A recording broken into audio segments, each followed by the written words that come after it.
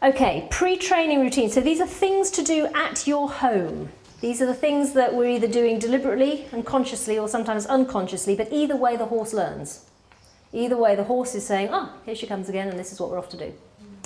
So consider the following. How do you prepare him for work? You know, is it a rush? Does someone else groom him and tack him up and get him ready so you don't have those vital minutes to check in with him and just feel his skin, feel his, you know, his muscle tone, see his skin, check that dehydration, check his limbs for yourself, any heat, any swelling. You know, who's doing that prepping of the horse and tacking him up and getting him ready? You know, how do you use that? How do you use your tacking up time if you're doing it? And is it that sort of, you know, are you finding yourself thinking about what you're going to be buying at Tesco's in 3 hours' time?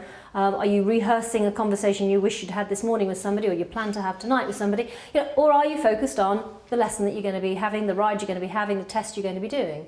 Where's your focus? What are you choosing to think about? What do you notice in terms of the details of your horse? What's your state of mind? Are you relaxed, excited, enthusiastic, tense, fearful, nervous? What's the feel of the horse when you're actually on him? How is he feeling? How's he going?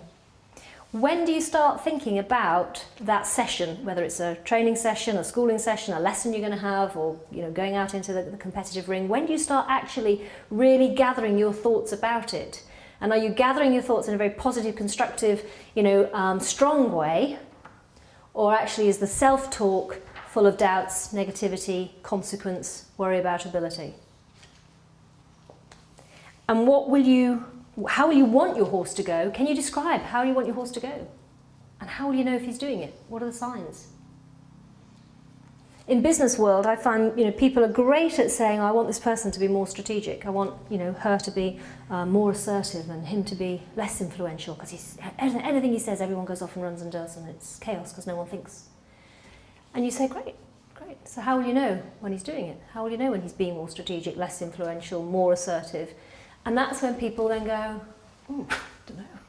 It's hard for people to say what it is they're going to actually look at and measure in order to know that's the moment to kick the horse up a gear, add on some pressure, put on some, you know, take him up a notch. And that's the point where it's, you know, it can be difficult to know whether you've got the feel that you want in your horse and end up overriding or, of course, missing the opportunity and underriding.